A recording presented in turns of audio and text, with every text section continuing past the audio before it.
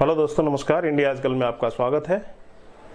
पेश है जर्मनी के इतिहास से एक कहानी जो भारत के वर्तमान पर एकदम फिट बैठती है और आपकी आंखें खोलने के लिए एकदम सटीक है। इतिहास में एक दुनिया में सबसे बड़ा तानाशाह जिसका नाम है एडोल्फ हिटलर, जर्मनी जैसे बहादुर देश का जननायक। हिटलर ईसाई धर्म का अनुयायी था और दुर्भाग्य से अपने ही देश की एक अन्य कौम यहूदियों से वो बेहद नफरत करता था। यहूदी एक भरी पूरी कौम थी और हर कौमों की तरह उसमें भी कुछ अच्छे और बुरे लोग थे, समझदार और बेवकूफ थे, बलवाई और भलमान अच्छे लोग भी थे। यानी हर कौम की तरह उसमें भी हर तरह के लोग थे।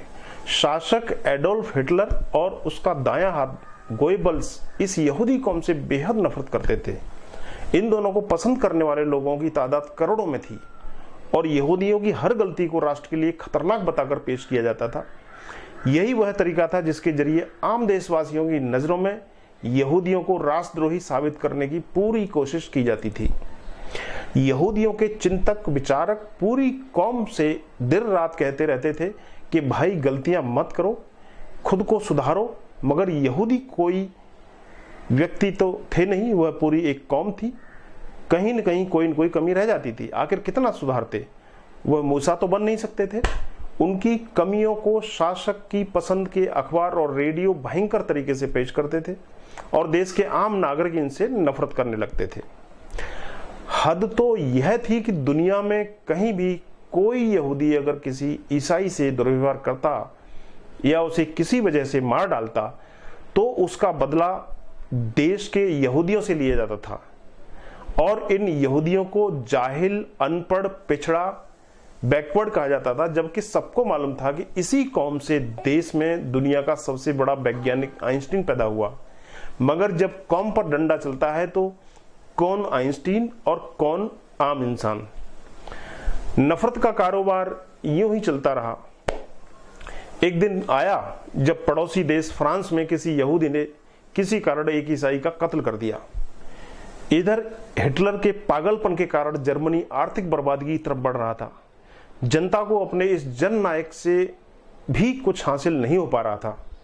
जनता को लगता था कि देश की आर्थिक बर्बादी इन जाहिल यहूदियों की वजह से हो रही है, जबकि जर्मनी घोर आर्थिक मंदी की चपेट में फंसता जा रहा था, गहराई में फंसता जा रहा था। विकास कार्य सारे ठप पड़े थे। लोग अपनी गरीबी और देश की आर्थिक बर्बादी के लिए एडोल्फ हिटलर की जगह यहूदी कौम को दोषी मानते थे और फ्रांस की घटना ने इस देश को आग में घी का काम किया और फिर यहूदियों की अंतहीन हत्याएं होने लगीं। इन कौमी अपराधों पर कोई कानूनी कार्रवाई नहीं होती थी और न ही हिटलर की सरकार सुनवाई करती थी, बल्कि दंगे फसाद करने वालों को सरकार खुलकर शाबाशी देती थी। अपने बचाव में हथियार उठाने वाले यहूदियों को एडोल्फ हिटलर ने बड़ी जेलों में ठूंसना शुरू किया। यहां पर यह समझ लें कि इनकी हरकतों का पूरा ईसाई समुदाय समर्थन नहीं करता था। वह इस अन्याय के विरुद्ध थे मगर लाचार थे, क्योंकि बड़ी आबादी शासक के साथ में थी और यहूदियों से नफरत को सही ठहराती थी। होते होते वह दिन भी आ गया जब शासक ने आदेश दिया, यानी हिटलर ने आदेश दिया कि यहूदियों को गैस चैम्बर में डालकर मार डाला जाए। पूरी दुनिया ने औरतों, आदमियों, बच्चों को कतार में लगते हुए देखा और हर कतार गैस चैम्बर के दरवाजे तक जाती थी जहां जाकर इनको मरना होता था। उस लाइन में लगे बच्चे, बूढ़े, औरत, आदमी मरने के लिए आगे बढ़ते रहे और हिटलर के अंधभक्त इस जनसंहार पर अट्टहास करते रहे। मौत एक उत्सव में बदल गई। यहूदियों ने देखा कि जिन पड़ोसियों के साथ वह सालों से घुल मिलकर रह रहे थे वह उनके मरने पर तालियां बजा रहे थे। लाखों यहूदी उस समय मार दिए गए, लेकिन हुआ क्या? इस कत्लेआम के बाद जर्मनी की तमाम समस्याएं क्या खत्म हो गई? नहीं, देश की समस्याएं जस की तस बनी रहीं। लाखों यहूदियों के कत्लेआम के बावजूद उनकी जिंदगी बर्बाद होती रही। जब तक उन्हें लगा कि उनके देश की तरक्की का रोड़ा यहूदी हैं, वे यहूदियों पर जुल्म करते रहे। आखिरकार जब जर्मनी में यहूदी ही नहीं बचे और उनकी दुश्वारियां फिर भी खत्म नहीं हुई, तब वे सोचने पर मजबूर हुए कि अब देश की तरक्की क्यों नहीं हो रही है।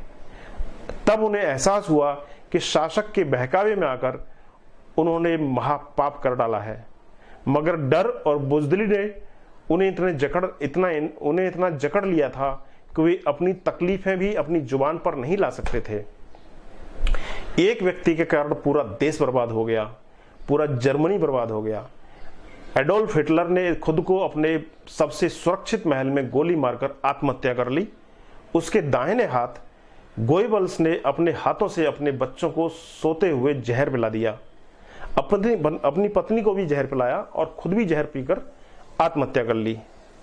एक बेहतरीन देश नफरत की आग में झुलसता हुआ इतना बर्बाद हो गया जिसकी कल्पना तक नहीं की जा सकती। जिस जर्मनी का हिटलर कभी महानायक और हीरो था, उसी जर्मनी के लोग आज उसके नाम पर थूकते हैं, क्योंकि उसने उन्हें इंसान बनने की जगह शैतान बनने पर जोर दिया था। उस समय के जर्मन के लोग यह मान ही नहीं सकते थे कि कुछ एक लोगों की कमियां या गलतियां पूरी यहूदी कौम की गलतियां नहीं हो सकती हैं। वे यह देख ही नहीं पाते थे कि जितनी गलतियां या अच्छाइयां खुद उनमें हैं, उतनी ही यहूदियों में भी है। वह पूरी यहूदी कौम में सिर्फ और सिर्फ अच्छाइयां ही देखना चाहते थे, बुराई उन्हें बर्दाश्त नहीं होती थी। लेकिन यह कैसे मुमकिन है कि पूरी की पूरी कौम सधी और सुधरी हुई हो? दुनिया में ऐसी कौन सी कौम है जो 100% सही हो, मगर जब नफरत सिर चढ़कर बोलती है तो दूसरे की कमी भी 100% कमी दिखाई देने लगती है।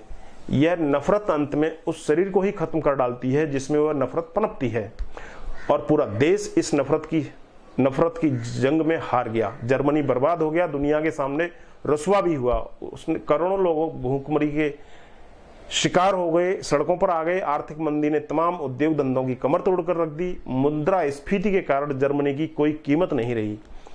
इतिहास की सबसे बड़ी मुद्रास्फीति जर्मनी को झेलनी पड़ी। नतीजा यह हुआ कि जर्मनी के 4 टुकड़े हो गए। इस एक टुकड़े में अमेरिका, दूसरे पर रूस, तीसरे पर ब्रिटेन, चौथे में फ्रांस का कब्जा हो गया, और राजधानी बर्लिन के भी 2 टुकड़े हो गए, और शहर को बीचों बीच रातों रात विभाजन की दीवार खड़ी हो गई। हिटलर की सत्ता, लोलुपता और नफरत की राजनीति ने एक ताकतवर देश को कहीं का नहीं छोड़ा, पूरी तरह बर्बाद कर दिया। और जर्मनी को दोबारा खड़ा होने में और फिर से एकजुट होने में कई पीढ़ियां खप गईं, और आज पूरे 60 वर्ष बाद वह एक झटके में उभरने में सफल हुआ है।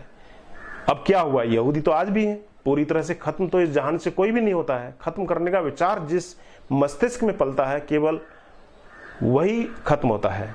जर्मनी भी अब फिर से आबाद हो चुका है, लेकिन नफरत को अपना राजनीतिक हथियार बनाने वाला एडोल्फ हिटलर आज कहीं भी नहीं है। उसका नामो निशान भी जर्मनी में कहीं पर भी नहीं है। जर्मनी के लोग हिटलर को एक बुरे सपने की तरह भूल चुके हैं, और अब वहां पर कोई हिटलर का नाम तक लेना पसंद नहीं करता है।